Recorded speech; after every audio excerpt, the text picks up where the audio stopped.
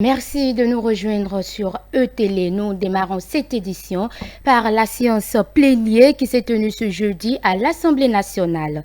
Questions orales et plusieurs projets de loi étaient à l'ordre du jour. Compte rendu de Aziza Acham.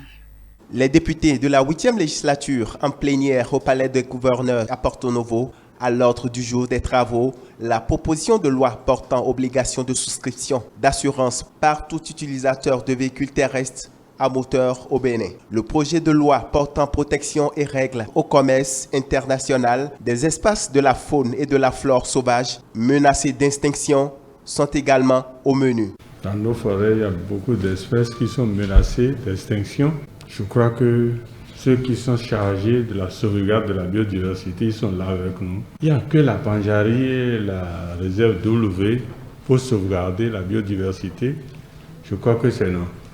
Qu'est-ce qu'il en est de la forêt de la Lama, là où on a découvert des singes à vache à ventre rouge? Il faudrait qu'ils mettent beaucoup plus de, je vais pas dire de rigueur, c'est-à-dire appliquer des tests. On a pris des tests ici. Nous sommes envoyés ici par des gens qui attendent beaucoup de nous. À cette séance de questions orales, les membres du gouvernement ont été conviés. Une séance au cours de laquelle des clarifications ont été apportées sur les différentes préoccupations des députés.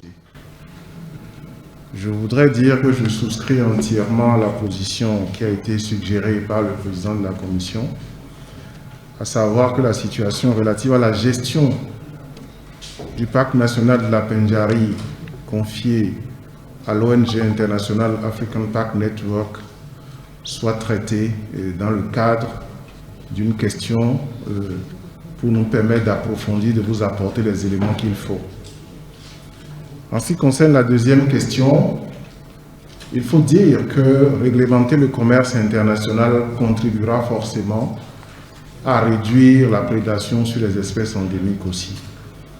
Ce n'est pas la seule voie, mais plusieurs actions sont en cours, tant au niveau des forêts qu'au niveau de la conservation de la biodiversité en général, pour régler ce problème.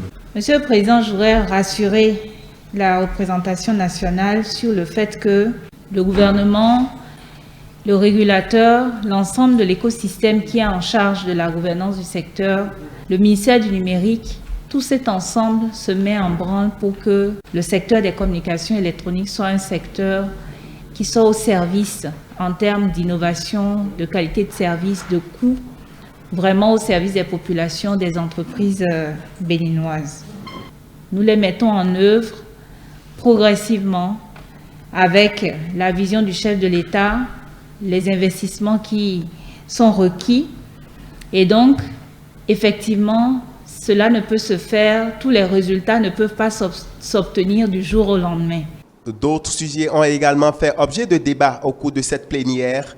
Il s'agit entre autres du niveau d'exécution des travaux des routes Djougou-Dassa et Pautori. Sur ces différentes préoccupations, le pouvoir exécutif s'est également prononcé sur la qualité des prestations fournies par le Centre national d'essais et de recherche des travaux publics CNRTP et l'impact des cimenteries de Ploakodia Cotonou et Sekandji dans la commune de Semekpodji sur les populations riveraines.